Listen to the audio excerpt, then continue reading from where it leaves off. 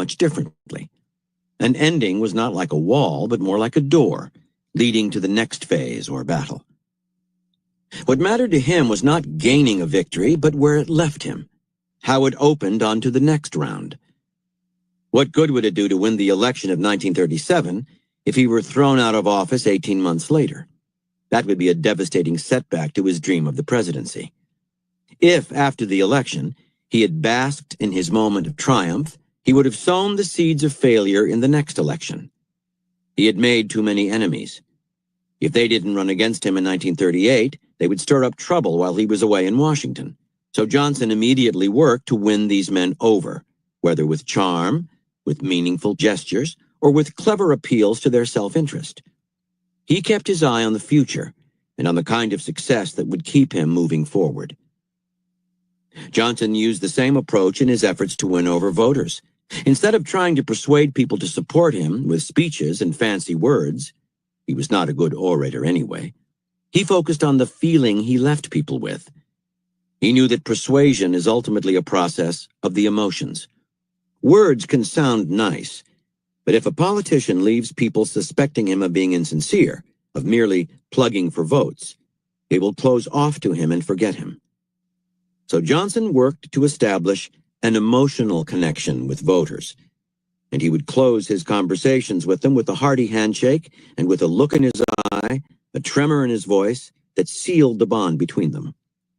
He left them feeling that they would see him again, and he stirred emotions that would erase any suspicion he might be insincere. The end of the conversation was in fact a kind of beginning, for it stayed in their minds and translated into votes. Understand, in any venture, your tendency to think in terms of winning or losing, success or failure, is dangerous. Your mind comes to a stop instead of looking ahead. Emotions dominate the moment. A smug elation in winning, dejection and bitterness in losing. What you need is a more fluid and strategic outlook on life. Nothing ever really ends. How you finish something will influence and even determine what you do next. Some victories are negative. They lead nowhere. And some defeats are positive, working as a wake-up call or lesson. This fluid kind of thinking will force you to put more strategic emphasis on the quality and mood of the ending. It will make you look at your opponents and decide whether you might do better to be generous to them at the end, taking a step back and transforming them into allies, playing on the emotions of the moment.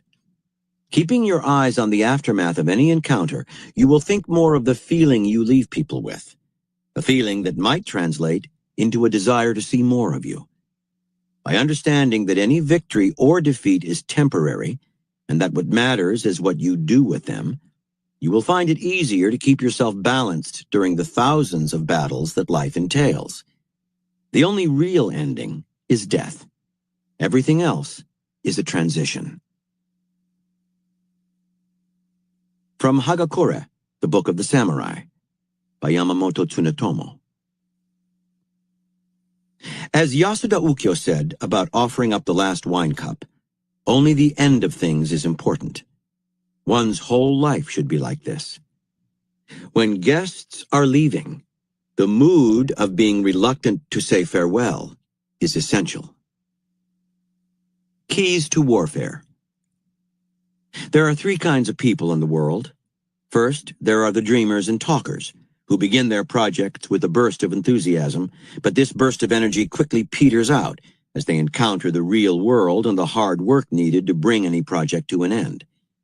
They are emotional creatures who live mainly in the moment. They easily lose interest as something new grabs their attention. Their lives are littered with half-finished projects, including some that barely make it beyond a daydream. Then there are those who bring whatever they do to a conclusion, either because they have to or because they can manage the effort. But they cross the finish line with distinctly less enthusiasm and energy than they had starting out. This mars the end of the campaign. Because they are impatient to finish, the ending seems hurried and patched together, and it leaves other people feeling slightly unsatisfied. It is not memorable, does not last, has no resonance. Both of these types begin each project without a firm idea of how to end it. And as the project progresses, inevitably differing from what they had imagined it would be, they become unsure how to get out of it, and either give up or simply rush to the end. The third group comprises those who understand a primary law of power and strategy. The end of something, a project, a campaign, a conversation, has inordinate importance for people. It resonates in the mind. A war can begin with great fanfare and can bring many victories, but if it ends badly, that is all anyone remembers. Knowing the importance and the emotional resonance of the ending of anything, people of the third type understand that the issue is not simply finishing what they have started, but finishing it well, with energy, a clear head, and an eye on the afterglow, the way the event will linger in people's minds. These types invariably begin with a clear plan. When setbacks come, as setbacks will, they are able to stay patient and think rationally. They plan not just to the end, but past it, to the aftermath.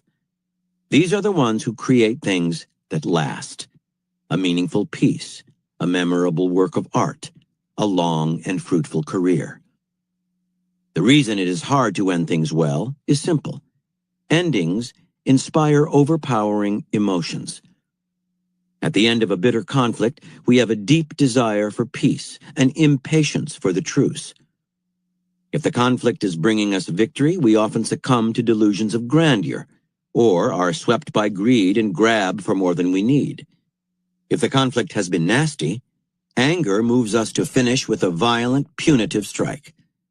If we lose, we are left with a burning desire for revenge. Emotions like these can ruin all of our prior good work. There is, in fact, nothing harder in the realm of strategy than keeping our head on straight all the way to the end and past the end. Yet nothing is more necessary. Napoleon Bonaparte was perhaps the greatest general that ever lived. His strategies were marvels of combined flexibility and detail, and he planned all the way to the end. But after defeating the Austrians at Austerlitz, and then the Prussians at Jena-Auerstedt, his two greatest victories, he imposed on these nations harsh terms, intended to make them weakened satellites of France. Accordingly, in the years after the treaties, both countries harbored a powerful desire for revenge. They secretly built up their armies and waited for the day when Napoleon would be vulnerable. That moment came after his disastrous retreat from Russia in 1812, when they pounced on him with horrible fervor. Napoleon had allowed petty emotion, the desire to humiliate, revenge himself, and force obedience, to infect his strategy. Had he stayed focused on his long-term interests, he would have known that it was better to weaken Prussia and Austria psychologically rather than physically, to seduce them with apparently generous terms, transforming them into devoted allies instead of resentful satellites. Many in Prussia had initially seen Napoleon as a great liberator. Had he only kept Prussia as a happy ally, he would have survived the debacle in Russia, and there would have been no Waterloo. Learn the lesson well. Brilliant plans and piled-up conquests are not enough. You can become the victim of your own success, letting victory seduce you into going too far, creating hard-bitten enemies, winning the battle, but losing the political game after it. What you need is a strategic third eye, the ability to stay focused on the future while operating in the present and ending your actions in a way that will serve your interests for the next round of war. This third eye will help you counteract the emotions that can insidiously infect your clever strategies, particularly anger.